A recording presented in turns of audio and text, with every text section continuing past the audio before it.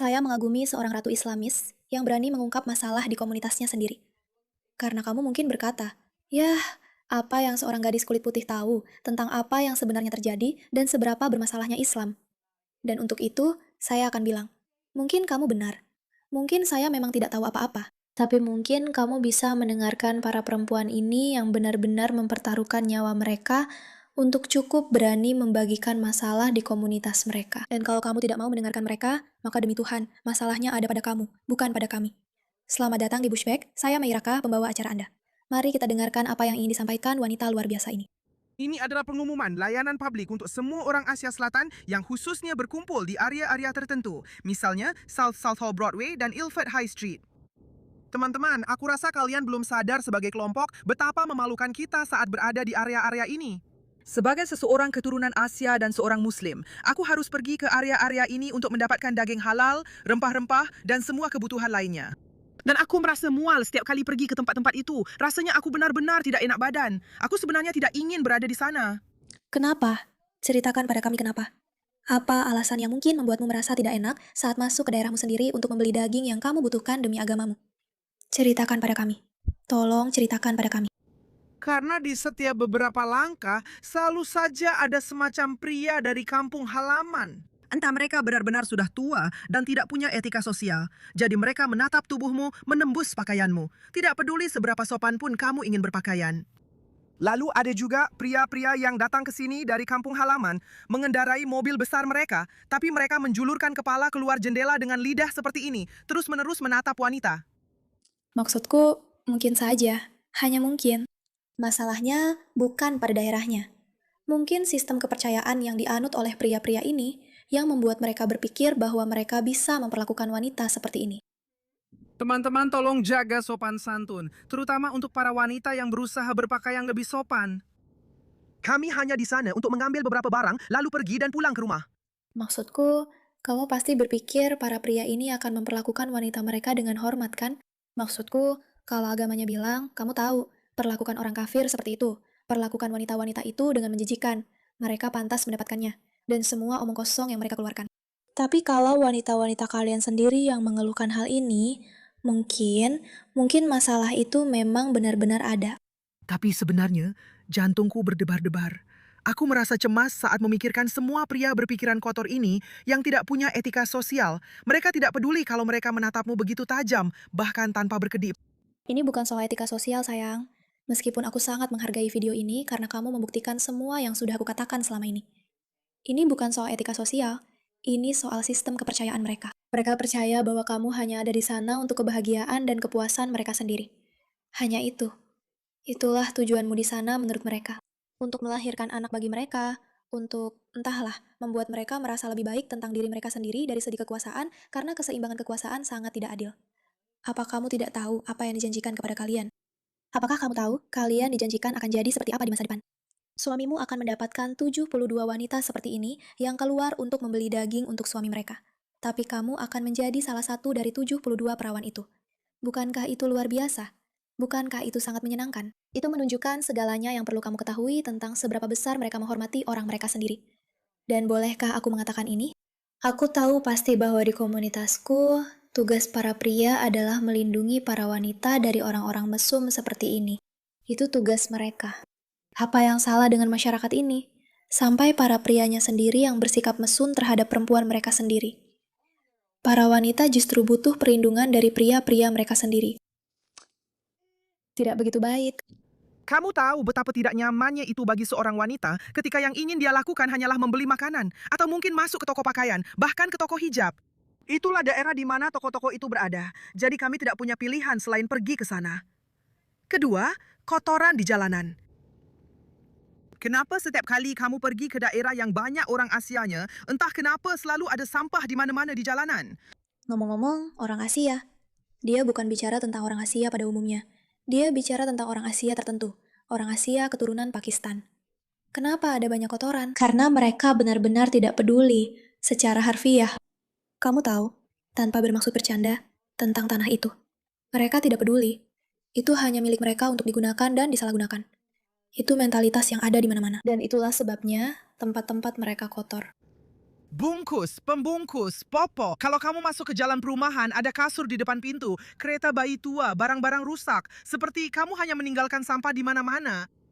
Kamu tahu nggak betapa buruk citra yang kamu timbulkan untuk kami orang Asia Selatan lainnya yang ingin tinggal di Sanogindara? Oh iya, kamu buang sampah di mana-mana, di tempat orang lain juga. Seperti, iya kan? Dia membuatku bingung di situ. Maaf, aku tidak bisa menerjemahkan. Kita mulai dikenal karena hal-hal seperti ini. Sebenarnya bukan mulai, kita memang sudah dikenal karena hal-hal seperti ini. Dan sayangnya, kita tidak berkembang atau memperbaiki perilaku kita, atau malah makin parah. Oke, aku bingung. Aku tidak mengerti bahasa itu. Tapi dia bukan satu-satunya yang menegur orang-orang ini. Mari kita lihat. Bukan Tuhan. Dia itu seperti keran air yang sudah sering kamu dengar jutaan kali. Aku suka evolusi. Tapi kalau kamu bilang 5 tahun lalu bahwa seperti inilah komunitas Taois sekarang, bahwa orang-orang inilah yang menarik perhatian paling banyak dan benar-benar paling bikin heboh di komunitas Taois, aku pasti tidak akan percaya. Rasanya seperti mereka bilang, bro, anak-anak Dobert itu nggak cukup. Kita harus datang ke sini dan bantu mereka karena mereka benar-benar payah. Tapi mari kita. Penistaan. Boleh saya membahas topiknya? Ya. Setelah kamu jawab pertanyaanku, kamu nggak tahu apa yang aku anggap sebagai penistaan. Jelas, penistaan itu adalah ketika kamu menghina Nabi Muhammad. Kamu menghina Allah. Kamu memanggilnya dengan sebutan buruk. Apa yang kamu tuduhkan padanya? Apa yang dia lakukan sampai kamu menuduhnya begitu? Ya, itu bukan suatu kebetulan. Islam punya Bismillahirrahmanirrahim. Mari kita lihat apa yang akan dia katakan. Benar. Karakter dan kisah Yesus. Oke. Dia adalah lawannya. Dan bagaimana kamu menentukan maksudnya Yesus yang benar itu seperti apa? Yesus yang benar adalah yang memang, ya aku tidak akan bilang yang satu karena nanti terdengar seperti aku mengatakan.